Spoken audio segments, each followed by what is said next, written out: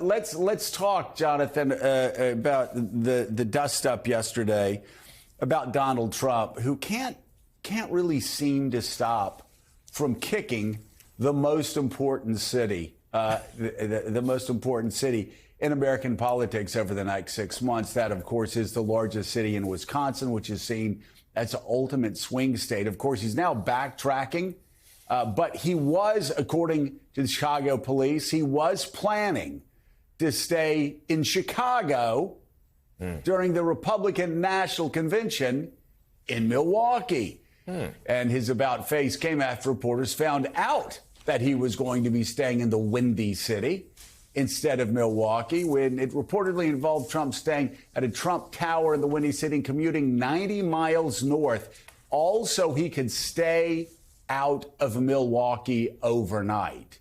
Of course, Trump lied and told NBC that he had planned to stay in Milwaukee all along. But hours later, Chicago law enforcement confirmed that they were, in fact, planning security for a Trump stay during the RNC convention as recently as yesterday, and had been coordinating safety measures with both the Trump campaign in person and by phone. According to the chair of the city council's public safety committee, the Trump campaign abruptly changed their minds yesterday and communicated with the city to say, we're not coming to see the Cubs after all. Trump's been on the defensive, of course, about his views in Milwaukee after he told Republican lawmakers in a private meeting last week that the city was, quote, horrible. 1 week later, when he's in Wisconsin, he's saying that he, quote, loves Milwaukee. Jonathan Lemire, again, you'd think they could handle this a little bit better, but the guy just obviously has contempt for Milwaukee. It doesn't matter how much people spin it on Fox News, because I heard some people,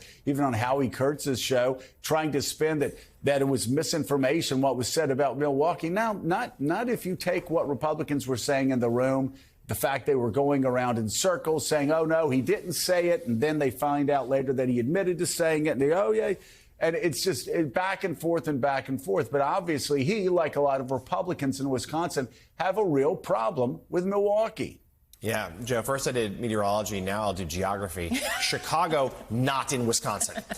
Chicago, not in Wisconsin. Chicago in Illinois, a state that's going to safely go Democratic. Milwaukee, though, is the biggest city and arguably the biggest battleground state on the map in Wisconsin. And this is not new for Trump. Trump, back in 2016, the RNC was slated to was in Cleveland. He attacked Cleveland repeatedly, privately saying he didn't understand why the RNC would be there. He's doing the same here. And Trump is, a known creature of habit. He likes to sleep in his own bed each night. On campaign trail, he flies back and forth in order just to get back to Mar-a-Lago or Bedminster, or wherever it might be. And in this case, he was going to go to Trump Tower in Chicago, that hotel there. But Jen, this points to a bigger issue. I mean, the Biden campaign, their theory of the case all along has been, once Trump was returned to the campaign trail, once the trial was over, Americans start tuning in over the summer and then more and more in the fall, that Trump's going to keep making self-destructive acts or comments. This feels like it could be one of them. And even if he alienates just a percentage of Wisconsin voters, maybe not Milwaukee residents, the city's probably not going to go for him, but maybe some suburban residents who have pride in Milwaukee or the Brewers or whatever it might be, it's a big unforced error. Yeah, and the Bucks, right? Yeah, like people like that. I wondered why he had. I mean, I did not realize that about Cleveland as well, that he would trash talk Cleveland in 2016. He doesn't. I mean, this is a thing, right? He wants to stay in Trump hotels, right? Like, there's not a Trump hotel in Milwaukee, and that's why he wants to stay in Chicago. But also, I wonder if he doesn't want to be someplace where he loses.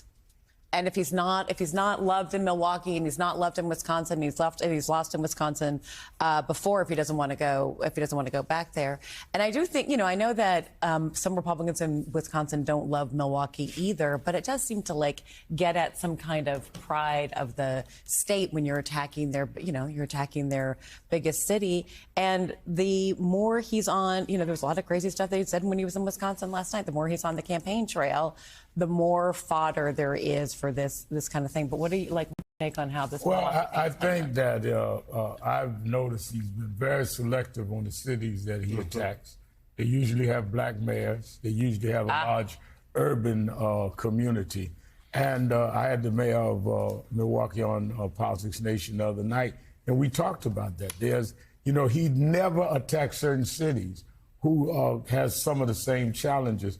But I think that we're getting ahead of ourselves. He has a sentencing 4 days before the convention, and who knows, the judge may have other accommodations prepared for him. I don't know.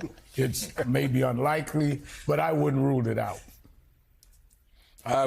We shall see. Stay tuned on that front. But Eddie, I mean, the Rev really he broke the code, really. I mean, after Trump trashed Milwaukee, people were saying, oh, he would never say that. And then, okay, well, we found out he did say that. And they made a lot of different. It was about crime. It was about the Brewers' middle relievers. It was about this. It was about that. No, it wasn't. He trashed Milwaukee. But if you read the articles surrounding it, Republicans in Wisconsin have been trashing Milwaukee for a very long time.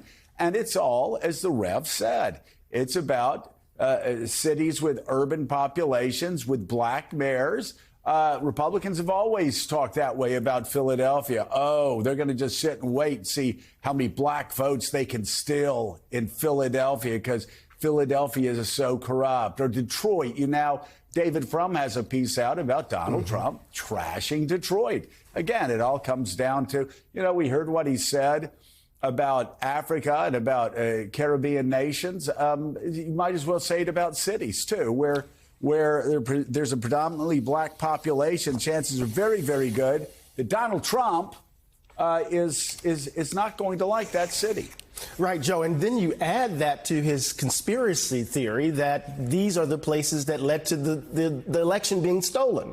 Remember when he was talking about 2020, what was happening? It was what was going on in Atlanta, what was happening right in Milwaukee, what was happening in Detroit, what was happening in Philadelphia. So it makes it difficult for him to be in Milwaukee making the case, right, that the election was stolen in 2020, right, when in fact he's actually holding his convention in the very city that he thinks participated in the heist, as it were. So not only is it racist, Joe, it kind of cuts against the grain of the theory that he's been spouting ever since he lost the election.